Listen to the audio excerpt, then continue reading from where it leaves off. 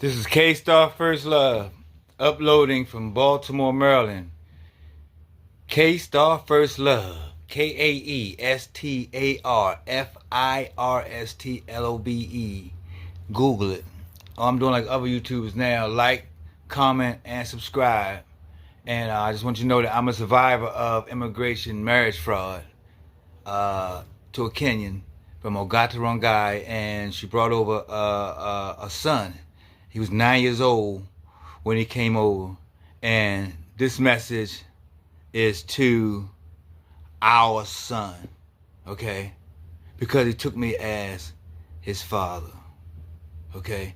And contrary to what that African said about black Americans not knowing who our fathers are, well, I raised my son, okay, as a single father. Okay, I raised him, and he's grown now.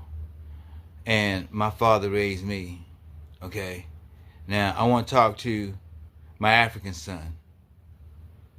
Okay, now my African son wasn't with his father, didn't have a father when I went to Africa to propose to his mother. So that's one African boy that didn't have a son.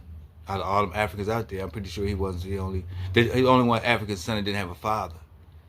And I'm sure he wasn't the only one out of all of those Africans I saw over there in Kenya, Ongata Rongai, that was in the same situation. He didn't, she was a single mother.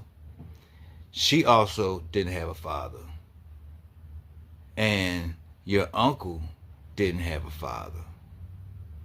So they didn't know what it was like having a father. You knew it was like having a real father because you knew I loved you as my son. Not like you were my son, but I loved you as you were my son. Since you stepped, even before you stepped foot in an airplane, when I was over in Kenya, I was letting you know.